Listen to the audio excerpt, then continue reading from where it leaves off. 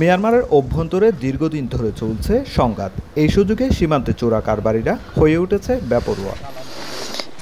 BGB জানায় সোমবার ভোরে বান্দরবনের নাইখংছড়ি সীমান্তে রাজঘাটে মাদক চোরা চালানের খবর পেয়ে অভিযান চালানো হয়। এ সময় চোরা কারবারি নিজামুদ্দিনের নেতৃত্বে শতাধিক অস্ত্রধারী বিজিবির উপর গুলি ছোড়ে। বিজিবিও পাল্টা গুলি করলে পিছু হটে চোরা কারবারিরা। গুলিবিদ্ধ হয় নিজাম। তবে পালানোর আগে হামলাকারীরা পেট্রোল বোমা নিক্ষেপ করে। এ সময় বিজিবির ৩টি মোটরসাইকেল আগুনে পুড়ে যায়। ভাঙচুর করা হয় আরেকটি মোটরসাইকেল। অভিযানের সময় ৯৮ কার্টুন বার্মিজ সিগারেট এবং ২০,০০০ ইয়াবা জব্দ করা হয়। সীমান্তবর্তী এলাকায় একদম সে কি যেন আনতে গেছে অথবা পাচার করতে গেছে, ওই রকম ব্যাপার। যতটুকু শুনেছি সেই সিগারেট আনতে গেছে, সিগারেট পাচার করতে গেছে।